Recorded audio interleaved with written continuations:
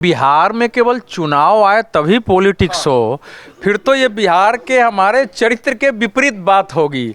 और उसमें भी जब से नीतीश कुमार जी आ गए हैं और उन्होंने जिस ढंग से राजनीति की है, उन्होंने एक राजनीति का सिद्धांत स्थापित किया कि मैं एक चक्र बनाऊंगा जिसमें न कोई अस्थाई विपक्ष होगा मेरे अलावा, मैं सत्ता में रहूंगा, कोई भी अस्थाई विपक्ष और अस्थाई सत्ता पक्ष नहीं होगा।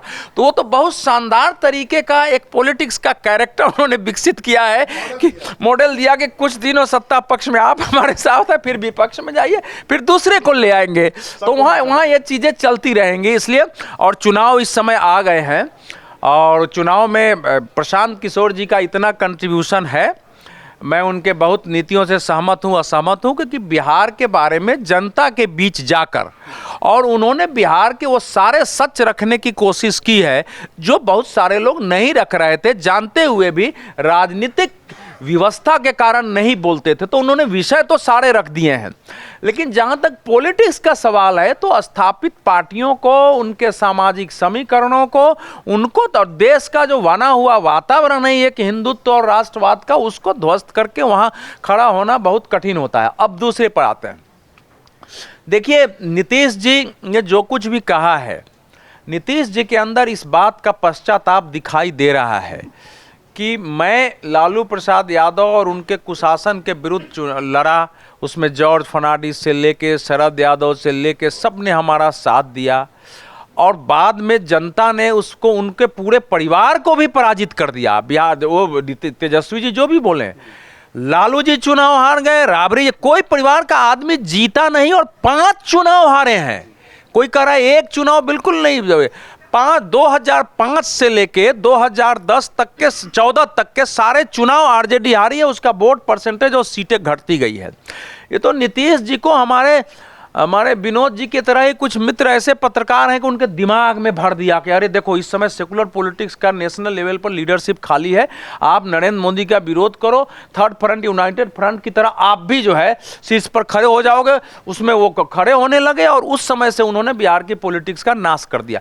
तो अब उनके लिए भी थोड़ा जोर से बोल कर दिखाना है कि अब तो जहां हूं मैं यहीं रहूंगा, और वो जितना है उससे ज्यादा लालू जी पर, तेजस्वी जी पर उनको अटैक करना ही पड़ेगा। उनकी पॉलिटिकल व्यवस्था हो गई है, जब उधर जाते हैं तो उसी प्रकार से इधर अटैक करते हैं। लेकिन इस समय की पॉलिटिक्स का ये सच है कि इस समय अब बिहार में नीतीश कुमार की पॉलिटिक्स का एक परिणाम तो मैंने देखा है कि मैं जब 2020 के आसपास, 21 के आसपास देखता था तो तेजस्वी यादव की जबरदस्त लोकप्रियता थी फॉरवर्ड कास्ट में भी, लेकिन उप मुख्यमंत्री बना करके लगभग नीतीश कुमार ने उनकी पॉपुलैरिटी को ऐसा कमजोर कर दिया है कि अब उस रूप में आरजेडी का खड़ा होना बहुत कठिन है। अब वो भाव बदल गया है, ये एक उस पॉलिटिक्स का प्रभाव हुआ है।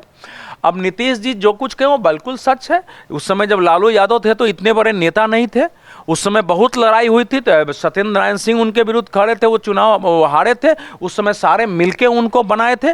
और जो आडवाणी जी की अरेस्टिंग का वो लेते हैं, वो भी वीपी सिंह की सरकार थी, एक सामूहिक निर्णय था, ये नहीं था कि उन्होंने अकेले कर दिया था, उसमें भी सब शामिल थे।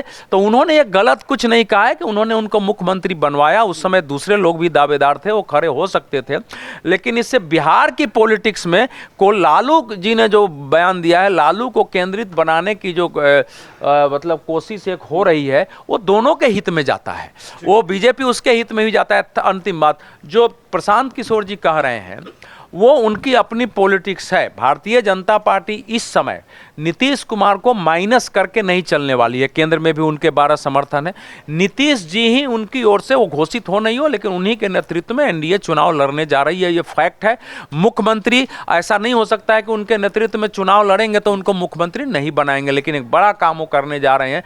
तेजस्वी यादव के खिलाफ अगर वो लड़ते हैं तो वो चुनाव, वोट तो बहुत ज़्यादा नहीं आएगा, लेकिन बिहार में एक अच्छा इशू बनेगा कि विपक्ष का कैरेक्टर कैसा होना चाहिए। अगर आप ये वीडियो YouTube पर देख रहे हैं तो हमारे चैनल को सब्सक्राइब कर बेल आइकन दबाएं, और Facebook पर देख रहे हैं तो हमारे पेज को लाइक करें। 8 मिलियन प्लस सब्सक्राइबर, आपके इस भरोसे के लिए बहुत धन्यवाद।